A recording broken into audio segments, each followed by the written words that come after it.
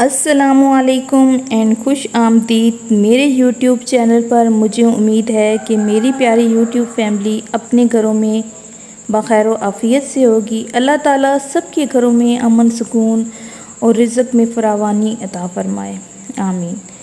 آج کی اس ویڈیو میں ہم بات کریں گے کہ کس طرح چھوٹی چھوٹی اچھائیاں ہماری زندگی میں آسانیاں پیدا کرتی ہیں، دل کو سکون دیتی ہیں اور رزق میں برکت لاتی ہیں اور ہمیں ایک بہتر انسان بناتی ہیں۔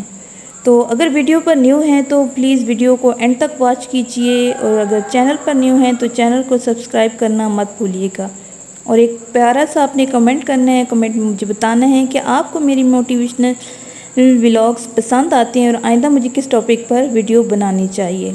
تو چلیے اپنی گھریلو روٹین کو جاری رکھتے ہوئے اپنے ٹاپک کی طرف آتے ہیں کہ ایک بزرگ سے کسی نے پوچھا کہ زندگی میں خوشی کیسے حاصل کی جاتی ہے۔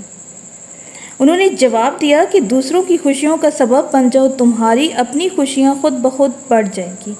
یہ بات سننے میں تو بہت سادہ سی لگتی ہے، لیکن اس کے اندر زندگی کا ایک بہت بڑا راز چھپا ہوا ہے۔ پیاری سسٹر، آج کل کا جو دور ہے نا، وہ بہت تیز رفتار ہے۔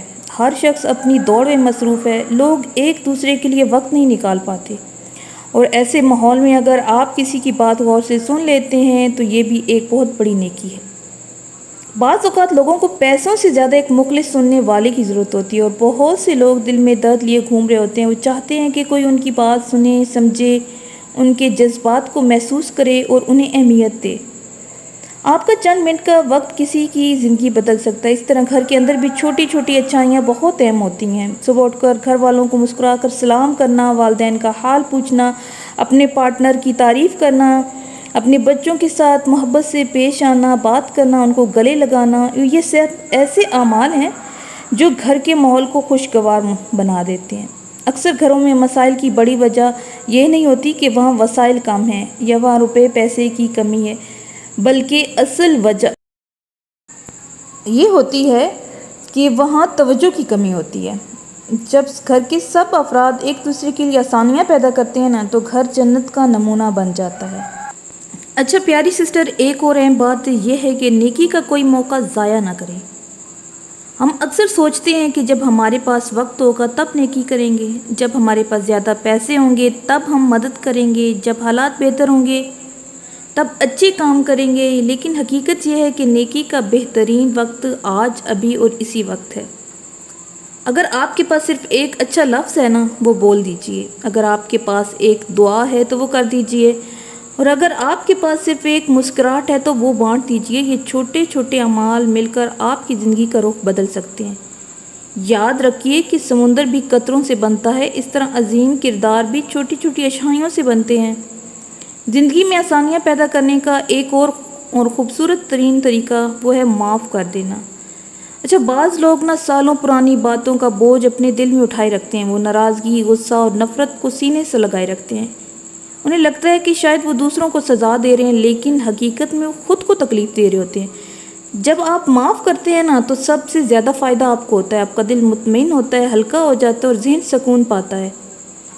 اور معاف کرنا بھی کوئی کمزوری نہیں ہے، بلکہ یہ بہت بڑی طاقت ہے۔ اسی طرح شکر گزاری بھی زندگی میں آسانیاں پیدا کرتی ہے۔ ہم اکثر چیزوں پر توجہ دیتے ہیں جو ہمارے پاس نہیں ہوتی، اور ان نعمتوں کو بھول جاتے ہیں جو اللہ تعالیٰ نے ہمیں عطا کی ہوتی ہیں۔ صحت، گھر، خاندان، دوست، احباب، کھانا پینا، یہ وہ نعمتیں ہیں جن کی قیمت ہمیں اس وقت معلوم ہوتی ہے جب یہ ہم سے بہت دور چلی جاتی ہیں۔ اچھا، شکر گزاری جو ہے نا، وہ بھی انسان کو مثبت بناتی ہے۔